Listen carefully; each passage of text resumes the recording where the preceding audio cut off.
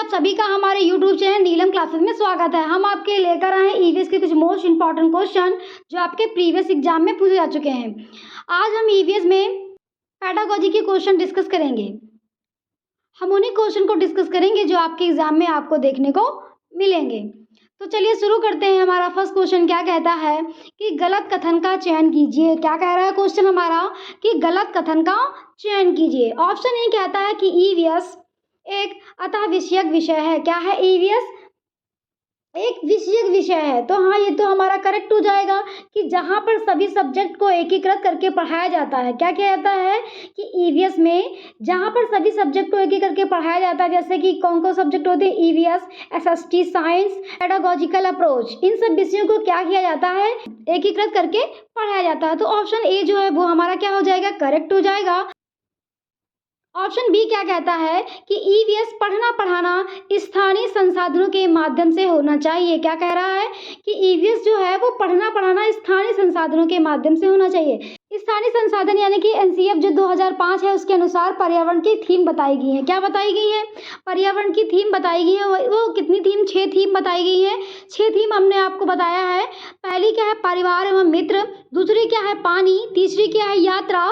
चौथी क्या है? आवास। और 5वीं क्या है? भोजन। और 6 नंबर क्या है? चीजें हम कैसे बनाते हैं और सीखते हैं। ये हमारी 6 थीम बताई गई है और 4 उप थीम भी बताई गई है, वो हमने आपको पिछली वीडियो में बताया है। तो ये साधनों से, स्थानीय संसाधनों से यानी कि थीमों के माध्यम से होना चाहिए पढ़ना पढ़ाना। ऑप्शन सी क्या कहता है कि ईवीएस मुख्यतः जैव विविधता के अध्ययन से जुड़ी है। तो ईवीएस जैव विविधता से तो जुड़ी है लेकिन मुख्यतः नहीं जुड़ी। उसमें क्या है, क्योंकि एकीकृत विषयों से जुड़ी है ना वो, क्योंकि उसमें क्या है, एसएसटी, साइंस, ईवीएस, ये सबको क्या कहा जाता है, एकीकृत करके ईवीएस में पढ़ाया जाता है। अगला ऑप्शन क्या कहता है, तो ये हमारा क्या हो जाएगा, इनकरेक्ट हो जाएगा। तो ऑप्शन जो डी है वो क्या कहता है कि कक्षा फर्स्ट और सेकंड में ईवीएस शिक्षण भाषा और गणित के माध्यम से होना चाहिए। तो हाँ, ये बात भी सही है कि एनसीईआरटी में बताया गया है कि जो कक्षा फर्स्ट और सेकंड का बच्चा होता है उसको जो है ईवीएस के पढ़ाने का तरीका क्या होना चाहिए कि भाषा और गणित के माध्यम से होना चाहिए। तो ये भी हमारा करेक्ट हो जाएगा और बी जो था वो भी हमारा करेक्ट है। और पूछ क्या रहा था? पूछ ये रहा था कि कौन सा कथन गलत है। तो ऑप्शन सी हमारा करेक्ट हो जाएगा क्योंकि वो निगेटिव ही पूछ रहा था। आगे देखते हैं अपना अगला क्वेश्चन। विद्यार्थियों के लिए ईवीएस पाठ्यक्रम में विषयों और उपविषयों का चयन किया गया है। क्या कह रहा है कि विद्यार्थियों के लिए ईवीएस पाठ्यक्रम में विषयों और उपविषयों का चयन किया गया। तो ये तो अभी हमने आपको बताया कि एनसीईआरटी 2005 के अनुसार पर्यावरण की थीम और उप थीम बताई गई हैं। 6 थीम तो हमने आपको बताई है भी। और तो उसमें क्या कह रहा है कि क्या होना चाहिए, तो ऑप्शन ए कहता है कि विज्ञान, सामाजिक विज्ञान और पर्यावरण में मुद्दों का एक सामान्य अंतराप्रश्न प्रदान करने के लिए। पहला ऑप्शन क्या कहता है कि विज्ञान और सामाजिक विज्ञान और पर्यावरण में मुद्दों का एक सामान्य अंतराप्रश्न प्रदान करने के लिए। तो एक सामान्य नहीं है, क्या है, एकीकृत करके। ये सही तो था लेकिन जो ये एक सामान्य वर्ड दिया है तो एक सामान्य नहीं होगा, एकीकृत करके उसको क्या किया जाए, मतलब विज्ञान, सामाजिक विज्ञान को, पर्यावरण को क्या किया जाता है, एकीकृत करके पढ़ाया जाना चाहिए। तो ये तो हमारा इनकरेक्ट हो जाएगा। ऑप्शन बी कहता है दिलचस्प तरीके से ईवीएस सिखाने के लिए। तो ये ठीक है थोड़ा सा। ऑप्शन सी क्या कहता है कि गतिविधियों से सरल से जटिल की ओर संचालित करने के लिए। और ऑप्शन डी कहता है तत्काल पर्यावरण की बेहतर समझ विकसित करने के लिए। तो पर्यावरण का जो पाठ्यक्रम होगा वो क्या होगा कि तत्काल जो है पर्यावरण की बेहतर समझ को विकसित करने के लिए जो है ईवीएस में विषयों और उप विषयों यानी कि थीम्स को बांटा गया है। और इसमें क्या होता है, ईवीएस का जो सिलेबस है वो क्या है, 6 थीमों में बांटा गया है। 6 थीम हमने आपको अभी बताई। तो ऑप्शन जो डी है वो हमारा करेक्ट हो जाएगा और बी और सी भी हमारा इनकरेक्ट हो जाएगा।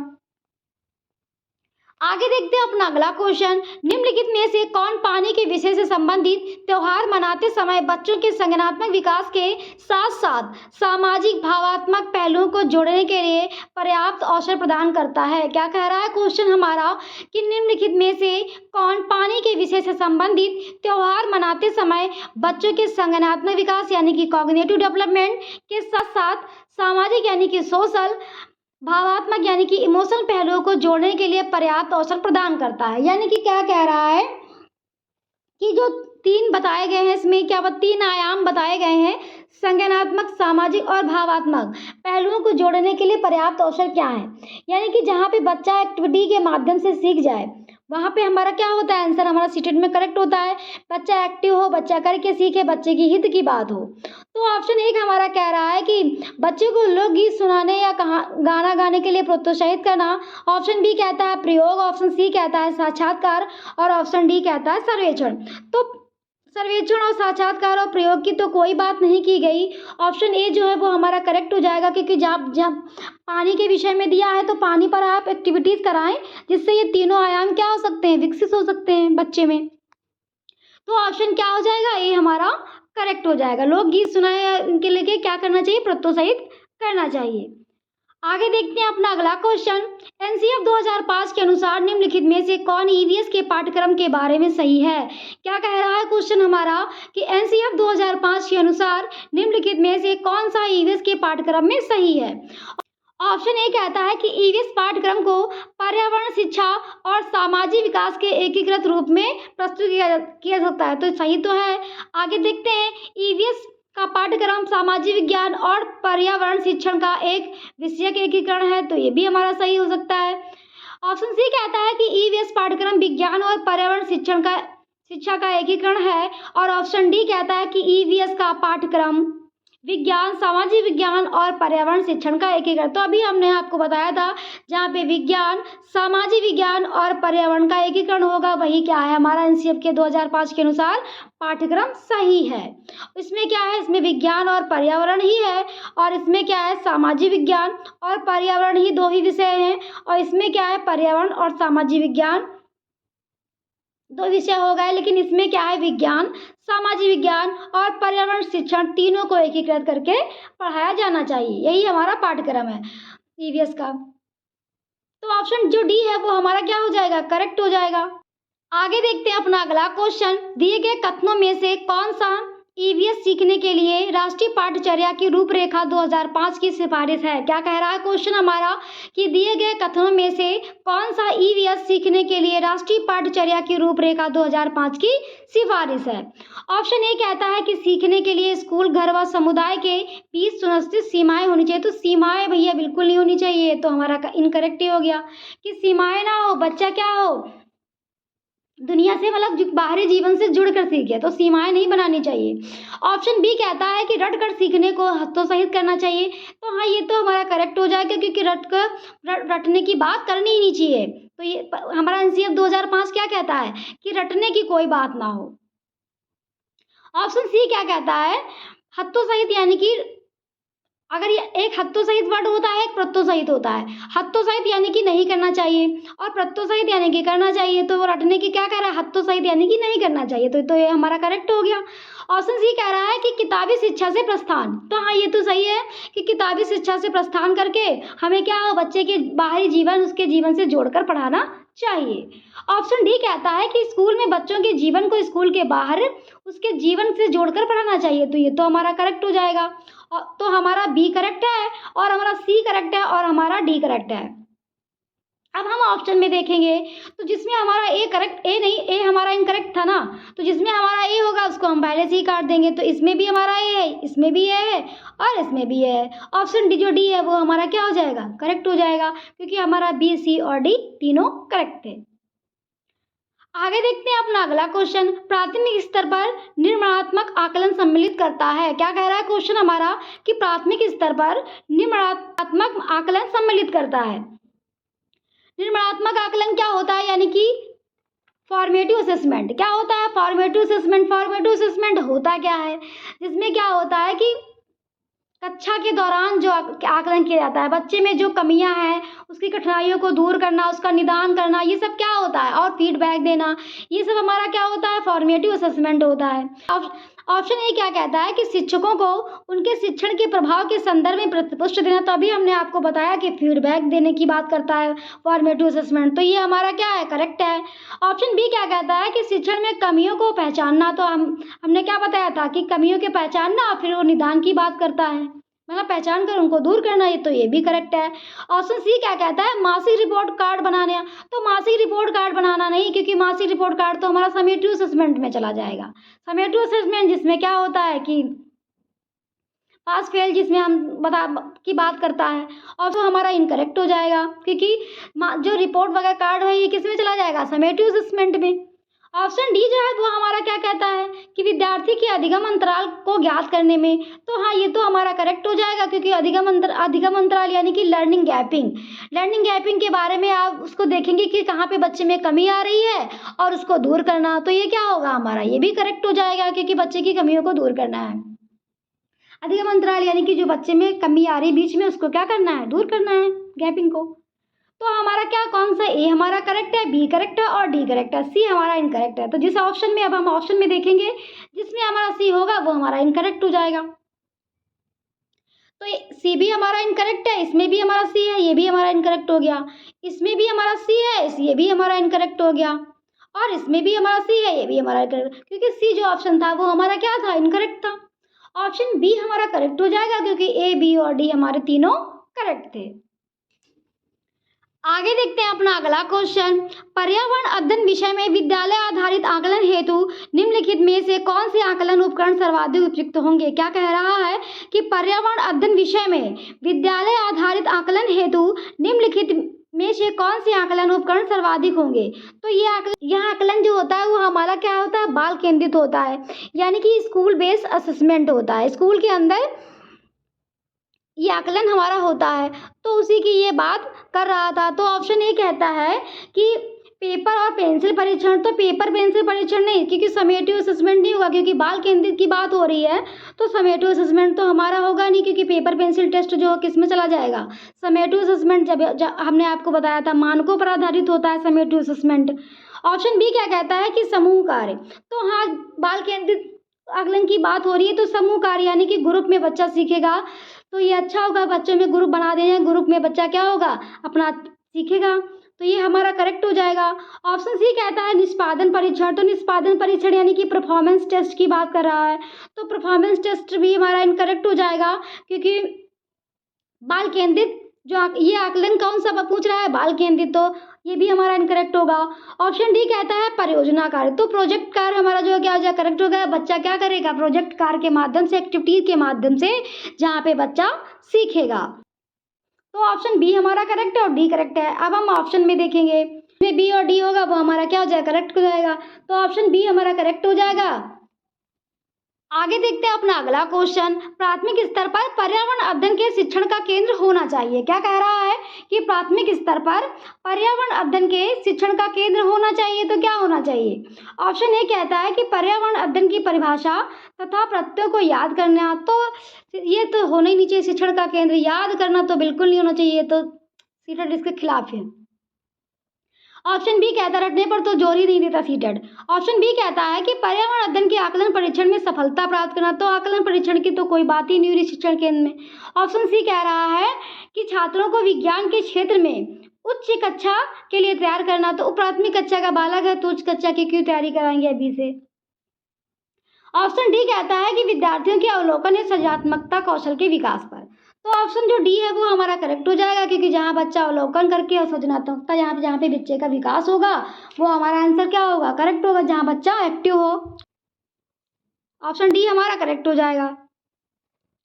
आगे देखते हैं अपना अगला क्वेश्चन। चिड़ियाघर की सैर के दौरान विद्यार्थी खरगोश देख रहे थे। क्या कह रहा है कि चिड़ियाघर की सैर के दौरान विद्यार्थी खरगोश देख रहे थे। किरण ने अध्यापिका से पूछा कि वह खरगोश कौन सा है जिसने कछुए के साथ दौड़ लगाई थी। यानी कि कहने क्या कह रहे हैं बच्चे, ये बच्चे चिड़ियाघर गए, ठीक, तो उन्होंने खरगोश को देखा। तो किरण ने, एक बच्ची है वो किरण है, किरण ने अध्यापिका से पूछा, अपनी टीचर से पूछा कि मैम वो कौन सा खरगोश है जिसने कछुए के साथ दौड़ लगाई थी। क्योंकि बचपन में मतलब बच्चे ने वो कहानी सुन चुका है कि कछुआ और खरगोश वाली जिसमें दौड़ लगाई थी, तो वही वो यहाँ पे पूछ रही है, जिसमें कछुए के साथ दौड़ लगाई थी वह कछुआ कौन सा है। तो किरण के प्रश्न का पर्यावरण अधिगम के किस उद्देश्य को इंगित करता है। क्या कह रहा है कि किरण का जो प्रश्न है वो पर्यावरण अध्ययन के किस उद्देश्य को इंगित करता है। ऑप्शन ए कहता है कि बच्चों को अन्वेषणात्मक गतिविधियों से जोड़ना। ऑप्शन बी कहता है कि बच्चों की सृजनात्मक रचनात्मकता का पोषण करना। ऑप्शन डी सी कहता है परिवेशी मुद्दों पर जागरूकता का विकास, और ऑप्शन डी कहता है वन्य जीवों के प्रति संवेदनशील विकसित करना। तो ऑप्शन है तो हमारे सारे सही, लेकिन ऑप्शन ए जो है वो हमारा करेक्ट हो जाएगा, क्योंकि बच्चा क्या है गतिविधियों से जो। आगे देखते हैं अपना अगला क्वेश्चन। रेवती बच्चों को उसके द्वारा संकलित बीजों को लगाने के बारे में शिक्षित करना चाहती है। इसके लिए रेवती को निम्नलिखित में से किस संसाधनों का उपयोग करना चाहिए। क्या कह रहा है क्वेश्चन हमारा कि रेवती बच्चों को उनके द्वारा संकलित बीजों को लगाने के बारे में शिक्षित करना चाहती है। इसके लिए रेवती को निम्नलिखित में से किन संसाधनों का उपयोग करना चाहिए। तो ऑप्शन ए कहता है सामुदायिक संसाधन, ऑप्शन बी कहता है संस्थागत संसाधन, ऑप्शन सी कहता है प्राकृतिक संसाधन, और ऑप्शन डी कहता है प्रौद्योगिकी संसाधन। तो प्रौद्योगिकी की यहाँ बात नहीं हो रही, प्रकृति की भी बात नहीं हो रही, और संस्था की बात नहीं। ऑप्शन ए जो है वो हमारा करेक्ट हो जाएगा, सामुदायिक संसाधन। सामुदायिक संसाधन यानी कि कम्युनिटी रिसोर्स की यहाँ पे बात हो रही है। कम्युनिटी रिसोर्स में इसमें क्या करेगी, वो उनके बीजों को वो कहाँ पर लगाएगी। पहले तो प्लानिंग करेगी ना कि कहाँ पर बीजों को लगाएंगे, और उसको स्कूल की ज़रूरत पड़ेगी कि और उसको क्या करना पड़ेगा कि ऐसे विभाग की ज़रूरत पड़ेगी जो यह बता दे कि बीजों की प्रक्रिया किस प्रकार चलती है। तो इन सब चीज़ों की उसको ज़रूरत पड़ेगी ना, तो यही तो समुदाय हुआ। और उसको क्या ज़रूरत पड़ेगी, हेल्थ डिपार्टमेंट की ज़रूरत पड़ेगी, और उसे क्या ज़रूरत पड़ेगी, उसे टीचर की ज़रूरत पड़ेगी, और उसको अपने पेरेंट्स की। ये सब चीज़ें मिलाकर वो क्या कर पाएगी, यही तो सामुदायिक संसाधन हुआ ना। तो ऑप्शन ए जो है वो हमारा क्या होगा, कम्युनिटी सामुदायिक संसाधन यानी कि कम्युनिटी रिसोर्स, आंसर हमारा करेक्ट हो जाएगा। आगे देखते हैं अपना अगला क्वेश्चन। निम्नलिखित में से कौन सा ईवीएस के लिए उपयुक्त शिक्षण अधिगम नहीं है। क्या कह रहा है कि निम्नलिखित में से कौन सा ईवीएस के लिए उपयुक्त शिक्षण उपागम नहीं है, यानी कि निगेटिव की वो यहाँ पे बात कर रहा है। ऑप्शन ए कहता है भूमिका निभाना, तो भूमिका निभाना यानी कि रोल प्ले। तो रोल प्ले तो सही होगा कि बच्चे को जो है रोल प्ले करके अगर आप कुछ सिखाना चाहते हैं तो बच्चे, आजकल देखा होगा आपने स्कूलों में ज़्यादातर एक्टिविटी के माध्यम से बच्चा सीख रहा है, रोल प्ले करा देते हैं उस मतलब किसी भी कहानी को समझाने के लिए। ऑप्शन बी कहता है सर्वेक्षण, तो हाँ सर्वेक्षण भी सही है, क्योंकि सर्वेक्षण यानी कि प्रोजेक्ट कार्य आप उसको देंगे कि क्षेत्र भ्रमण, तो फील्ड ट्रिप पे आप ले जाएंगे बच्चे को, उसके अवलोकन कराएंगे, आसपास की चीज़ों को दिखाएंगे, तो ये क्या होगा, उसके नज़दीक होगा। तो ये भी हमारा करेक्ट हो जाएगा। तो ये तीनों हमारे करेक्ट है। अब ऑप्शन डी क्या कहता है कि व्याख्याओं द्वारा शिक्षण, तो व्याख्याओं द्वारा शिक्षण नहीं होगा, व्याख्याओं द्वारा शिक्षण तो हमारा इनकरेक्ट हो जाएगा, क्योंकि प्राथमिक स्तर पर बच्चा है, व्याख्या के माध्यम से सिखाने नहीं चाहिए प्राथमिक स्तर पर। ऑप्शन डी इनकरेक्ट है। ऑप्शन ई क्या कहता है संवादात्मक शिक्षण, तो संवादात्मक शिक्षण हमारा क्या हो जाएगा, करेक्ट हो जाएगा। क्या है कि सीखने सिखाने की प्रक्रिया क्या होती है, संवादात्मक शिक्षण में सीखने सिखाने की प्रक्रिया। यहाँ पर टीचर बच्चों से बात, आपस में टीचर और बच्चे आपस में क्या करते हैं, संवाद यानी कि बातचीत करते हैं।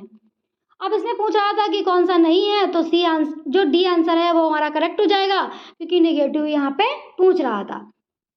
अब हम ऑप्शन में देखेंगे तो ऑप्शन ए ही हमारा करेक्ट हो जाएगा, क्योंकि नेगेटिव ही पूछ रहा था और डी ही हमारा नेगेटिव था। आगे देखते हैं अपना अगला क्वेश्चन। निम्नलिखित में से पर्यावरण अध्ययन पुस्तक में पहेलियों को सम्मिलित करने के उद्देश्य को पहचानिए। क्या कह रहा है कि निम्नलिखित में से पर्यावरण अध्ययन पुस्तक में पहेलियों को सम्मिलित करने के उद्देश्य को पहचानिए। होता क्या है, आजकल जो ईवीएस की पुस्तकें आ रही हैं उसमें क्या दिया हुआ है कि बच्चे को चित्र के माध्यम से, पहेलियों के माध्यम से, कहानी के माध्यम से सब कुछ उसमें चीज़ें लिखी होती हैं, चित्र बने होते हैं ना बड़े बड़े से। तो वही यहाँ पे बात हो रही कि मतलब सम्मिलित करने के उद्देश्य को पहचानिए इन चार ऑप्शन में। तो ऑप्शन ए कहता है जिससे बच्चा क्या होता है कि वो चित्र के माध्यम से जल्दी सीख लेता है और इमेज भी दिमाग में बना लेता है। तो ऑप्शन ए कहता है कि विद्यार्थियों के मन को भ्रमित करता है, तो मन को भ्रमित नहीं करता, वो जो चित्र होते हैं, पहेलियाँ होती हैं, ये तो उसको क्या करती हैं, जागरूक करती है ना। जिस चीज़ उसको देखने की, जितना वो खूब पढ़े, कलरफुल किताबें आ रही है ना, तो कलरफुल चीज़ों को देखेगा तो क्या होगा, जागरूक होगा, रुचि आएगी उसको। ऑप्शन बी कहता है कि विद्यार्थी में तर्क क्षमता विकसित होती है, तो ऑप्शन बी जो है वो हमारा करेक्ट हो जाएगा, क्योंकि विद्यार्थी जब वो देखेगा कि ये ऐसे वो ऐसे, तो उसके में क्या होगी, तर्क क्षमता जो होगी वो विकसित हो जाएगी। ऑप्शन सी भी देख लेते हैं। विद्यार्थी के मन को भ्रमित करना और स्वयं आनंदित होना, तो मन को भ्रमित करना ही नहीं है, क्योंकि वो तो रुचि लेगा ना उसमें। ऑप्शन डी जो होगा वो कह रहा है कि विद्यार्थियों को खेल खिलाना, तो ये भी हमारा इनकरेक्ट हो जाएगा, क्योंकि यहाँ पे पर्यावरण अध्ययन की पुस्तक और पहेलियों की बात हो रही थी। ऑप्शन बी जो है वो हमारा करेक्ट हो जाएगा, क्योंकि विद्यार्थी में तर्क क्षमता को विकसित करना। आगे देखते हैं अपना अगला क्वेश्चन। एक आकलन उपकरण जो न केवल सर्वोत्तम बल्कि बच्चे के सभी प्रकार के कार्यों या समय की अवधि में की गई गतिविधियों को एकत्रित करता है, वह है। क्या कह रहा है कि एक आकलन उपकरण जो न केवल सर्वोत्तम बल्कि बच्चे के सभी प्रकार के कार्यों या समय की अवधि में की गई गतिविधियों को एकत्रित करता है। ऑप्शन ए कहता है पोर्टफोलियो, और ऑप्शन बी कहता है उपचारात्मक, ऑप्शन सी कहता है रूबिक्स, और ऑप्शन डी कहता है संचयी रिकॉर्ड।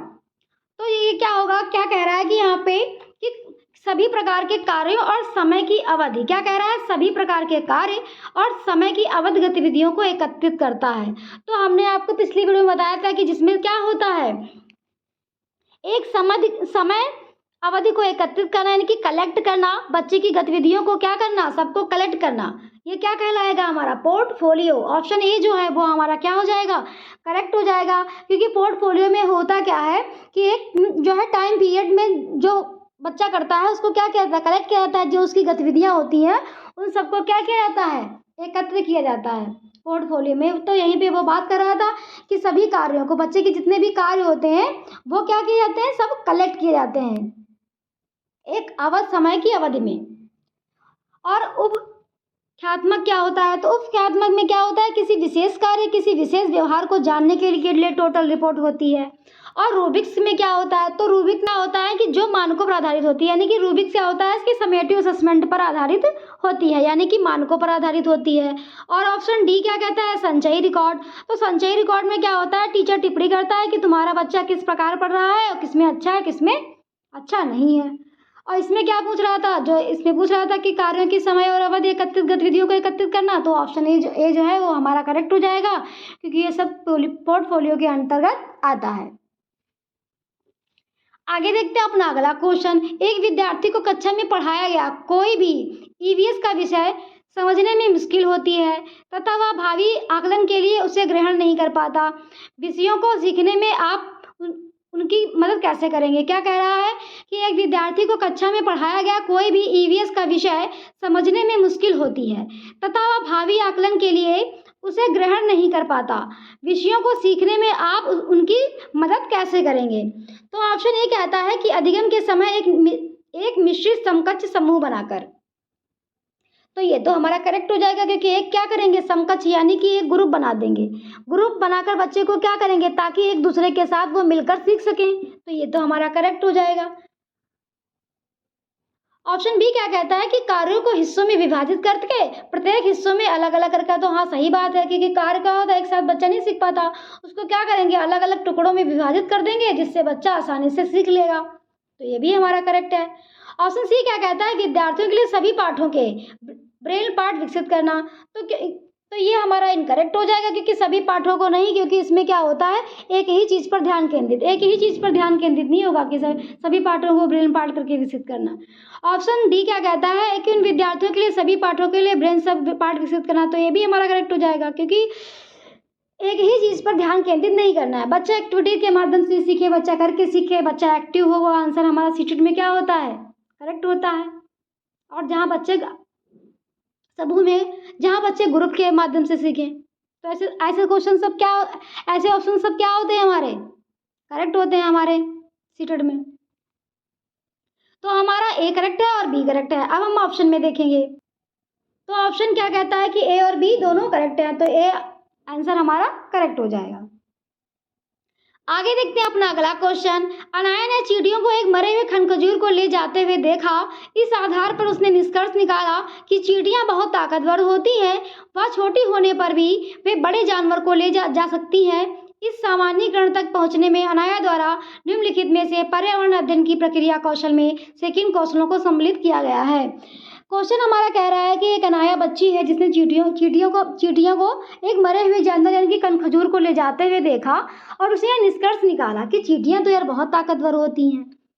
तो वही यहाँ पे बात कर रही है, जो बड़े जानवर को ले आती हैं। तो ऑप्शन ए कहता है कि अवलोकन किया उसने। तो हाँ, अवलोकन तो किया, क्योंकि यानी कि ऑब्जर्वेशन की यहाँ पे बात कर रहा है कि उसने ऑब्जर्वेशन किया। उसमें क्या देखा कि चींटियाँ बहुत क्या होती है, स्ट्रांग होती हैं। तो ये क्या हुआ, उसका ऑब्जर्वेशन हुआ। ऑप्शन बी कह रहा है भविष्यवाणी, तो भविष्यवाणी की कोई बात नहीं हो रही। ऑप्शन सी क्या कहता है, अनुमान। तो उसने अनुमान लगाया, यार बताओ चींटियाँ मरे हुए कनखजूर को ले जा रही है। तो ये क्या हुआ, उसने अनुमान लगाया कि मतलब इतनी स्ट्रांग होती है, मरे हुए खजूर को भी ले जा रही हैं। तो ये भी हमारा करेक्ट है और ए भी हमारा करेक्ट था। ऑप्शन डी क्या कह रहा है कि प्रयोग, तो प्रयोग उन्होंने यहाँ पे कोई नहीं किया, उसने यहाँ पे प्रयोग कोई नहीं किया। ऑप्शन डी क्या कहता है, निष्कर्ष। तो उसने निष्कर्ष तो निकाला ना कि चींटियां कनखजूर को लिए जा रही हैं, इतनी ताकतवर होती हैं। तो ये भी हमारा करेक्ट हो गया। तो हमारा ए करेक्ट है, सी करेक्ट है और ई करेक्ट है। ऑप्शन में देखेंगे तो ऑप्शन में हमारा कौन सा करेक्ट था, जिसमें ए, सी और ई हमारा करेक्ट था, बाकी बी और डी तो हमारे इनकरेक्ट थे। तो ऑप्शन डी हमारा करेक्ट हो जाएगा, ए, सी और ई हमारे करेक्ट थे तीनों। तो ये थे हमारे ईवीएस पेडागोजी के कुछ मोस्ट इंपॉर्टेंट क्वेश्चन जो आपके प्रीवियस एग्जाम में पूछे जा चुके हैं। आपको यहीं से क्वेश्चन आपके एग्जाम में देखने को मिलेंगे और हम उन्हीं क्वेश्चन को डिस्कस करते हैं जो आपके एग्जाम में आपको देखने को मिलेंगे। अगर आपको हमारा चैनल पसंद आया हो तो प्लीज़ लाइक सब्सक्राइब करना मत भूलिएगा। Thank you.